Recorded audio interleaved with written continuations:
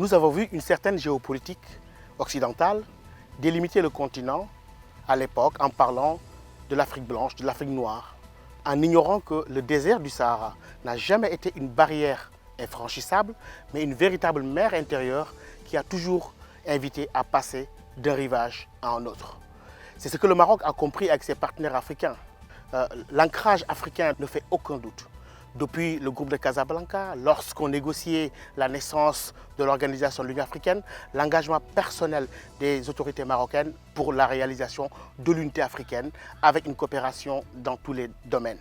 Ceci fait que ce pays, dans l'ensemble maghrébin, est celui qui assume cette coopération africaine avec ses partenaires dans des domaines différents, sur le plan économique, sur le plan diplomatique, mais aussi sur le plan sanitaire, comme on l'a vu lors de la Covid-19.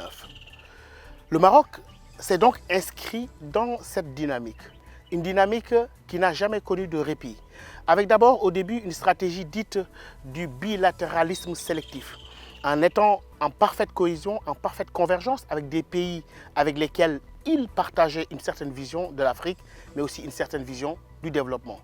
Ceci est passé des relations personnelles à une institutionnalisation d'une diplomatie véritable qui n'a jamais épargné ici sur le continent aucun pays.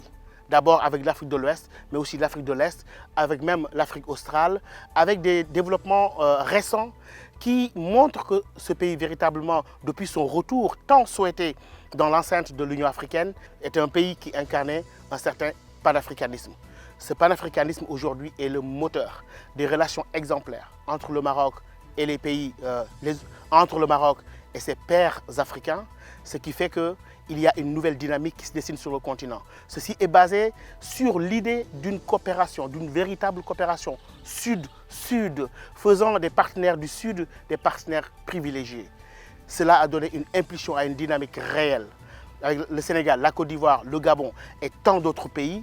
Et je crois que la dynamique actuelle augure d'un avenir radieux pour cette coopération entre le Maroc et ses pairs africains dans le cadre de la construction de l'unité africaine, dans un esprit panafricaniste guidé par l'idée d'une coopération efficiente Sud-Sud.